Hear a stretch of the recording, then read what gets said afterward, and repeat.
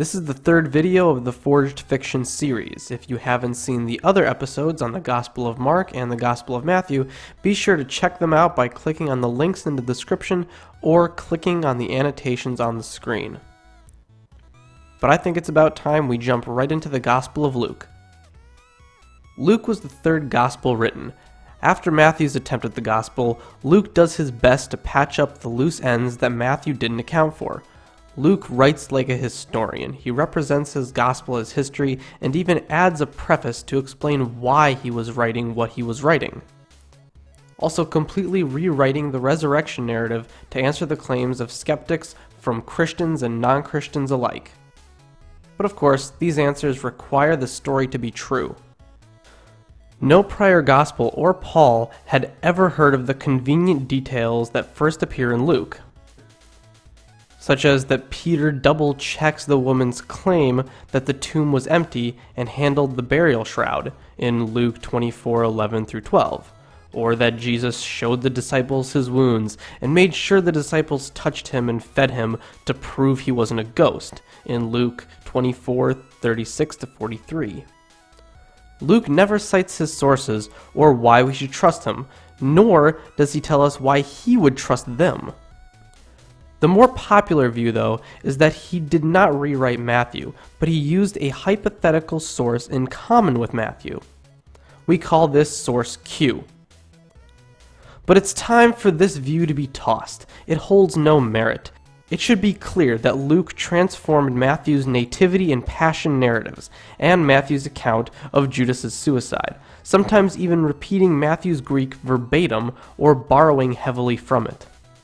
For example, Mark 14:65.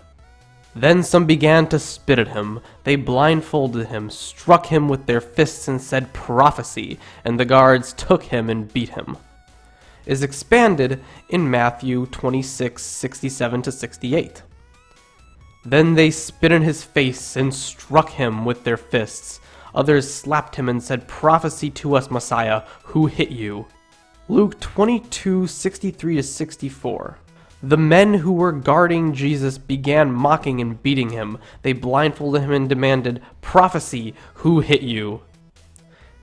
Is essentially a combination of the two.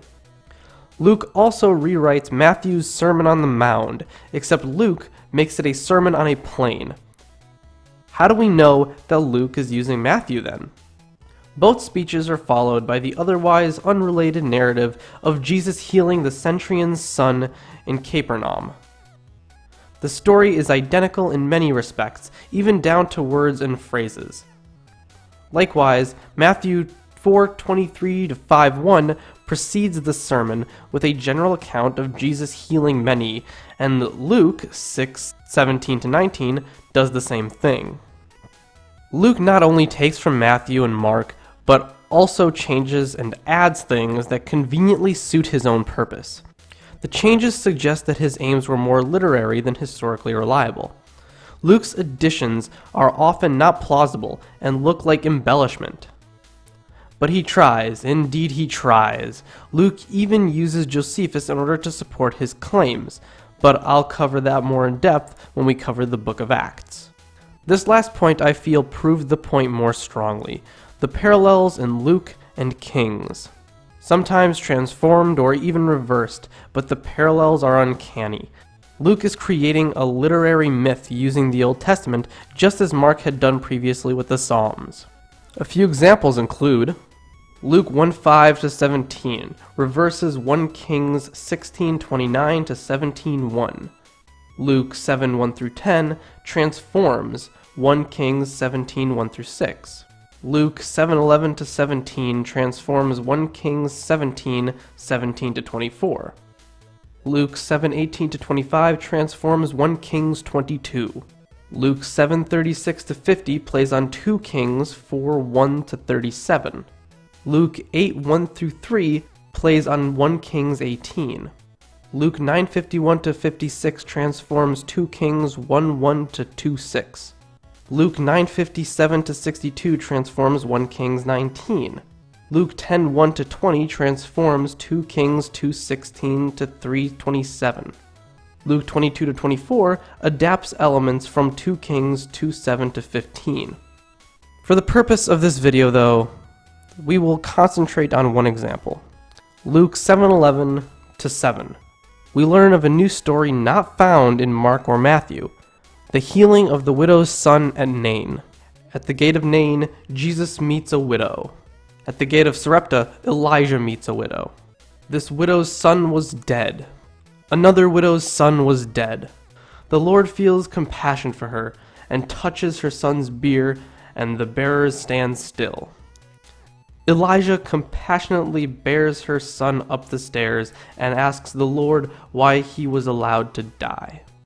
The Lord commands the boy to rise. Elijah prays to the Lord for the son's return to life. And he who was dead sat up and began to speak.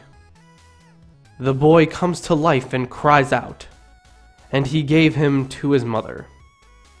And he gave him to his mother. The people recognize Jesus as a great prophet of God, and the word of this truth spreads everywhere. The widow recognizes Elijah is a man of God, and that the word he speaks is the truth. But of course, there's always more where that came from.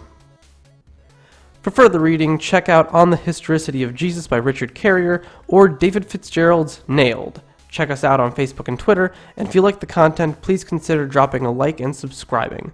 Be sure to share if you learned something, and we will see you next time.